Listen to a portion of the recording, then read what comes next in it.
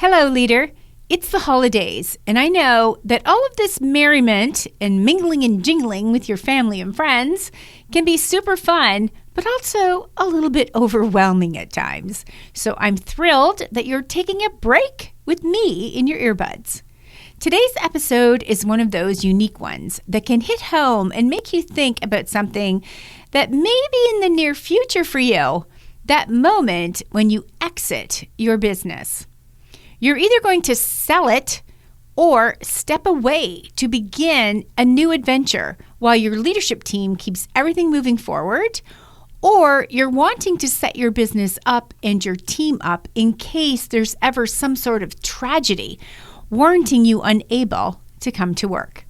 We've pulled this episode out of the archives and dusted it off for you to dive into as you prepare for the new year. I am sure it's going to give you a few things to think about, so let's get right to it. Do you have an exit strategy, or are you thinking this is something that you don't need to consider for many more years to come? Or are you thinking that you don't want to create an exit strategy until you're ready to tell anyone that you are planning on leaving? Most people think that an exit strategy is for people in corporate who want a plan to enable them to get out. That's the kind of strategy I had.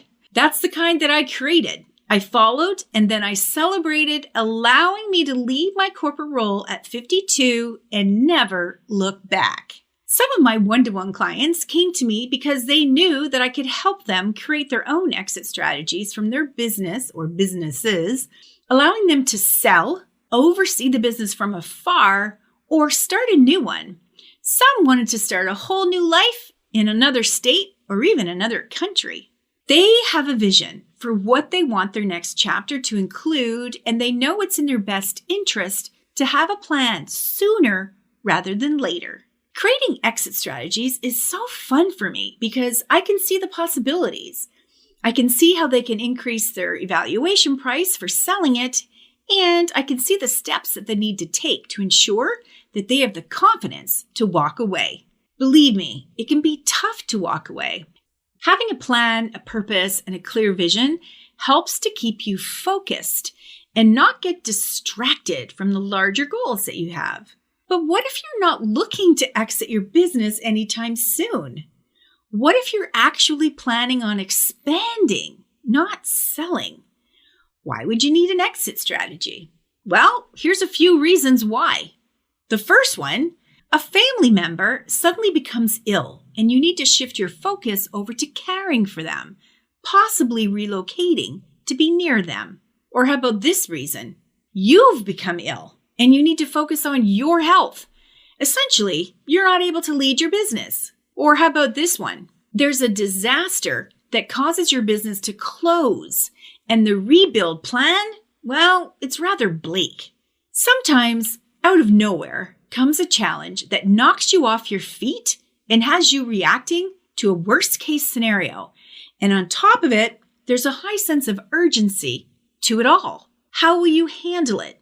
When you think about the unthinkable, you need to keep in mind that your logical mind needs to stay in the forefront and thoughtfully map out the best steps required to handle the situation. This can be very difficult because, well, you're off center dealing with something that you never planned for. And most likely, you're losing your stamina to cope.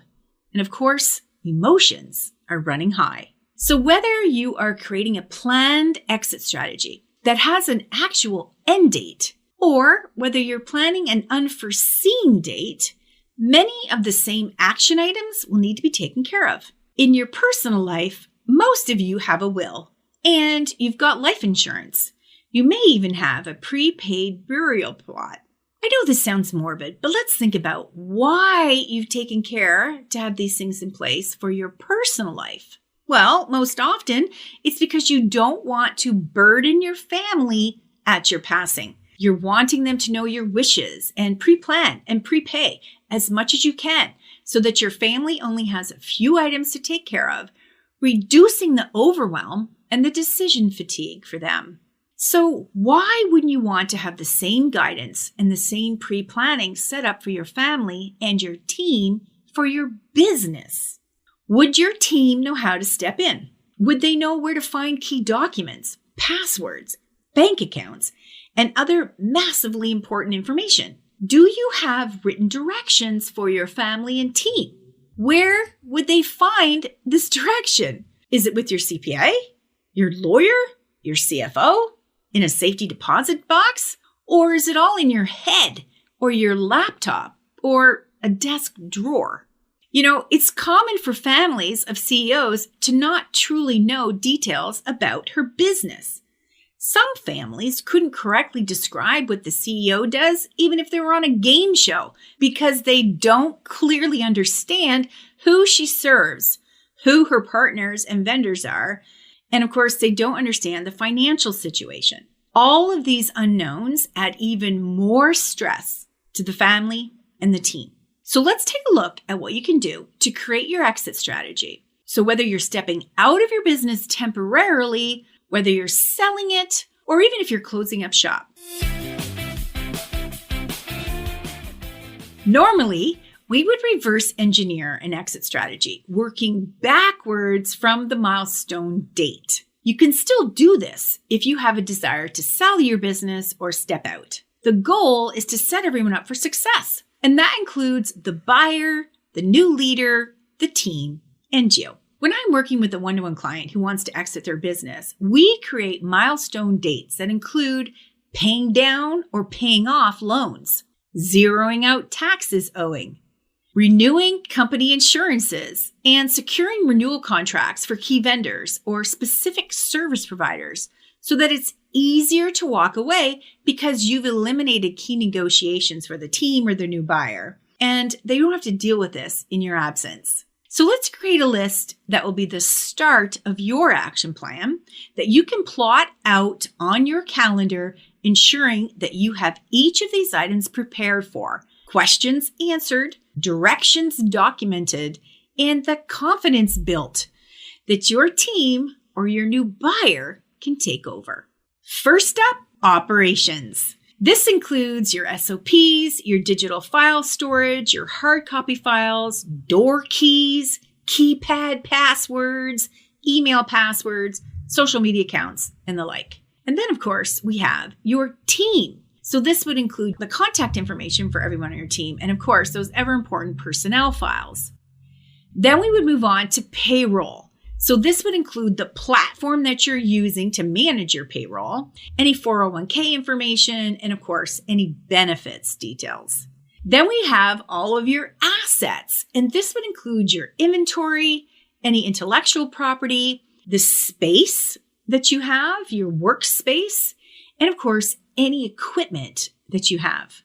Then we will move on to financials, and this includes all of your banking information, all of your accounts payables, so your taxes, property taxes, lease payments, insurance, loans, all the things that have a dollar amount associated to it. And then we would move you on to accounts receivables. And so these would be your client information. So the actual roster of your clients, all their contact information, all of the details that you're using for auto pay and your auto billing platform.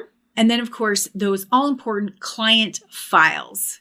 And then we would move you on to your partners, vendors, private lenders, and any insurance providers that you have a relationship with. Having written directions as to how you want decisions to be made and carried out will ease the pressure off of everyone involved. It's also important to have up-to-date notes that outline the rationale behind some of your major decisions that were made recently. As I said before, often team members and family are not aware of why you set up your banking or your payroll or your lease agreements in the way that you did.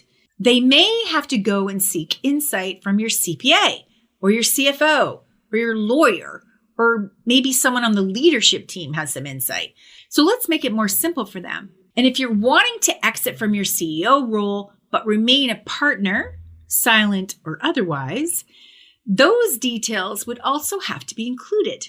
The more thought that you put into your desires now, the easier it will be to begin to take action to create it, negotiate it, and serve up crystal clear details for your successor.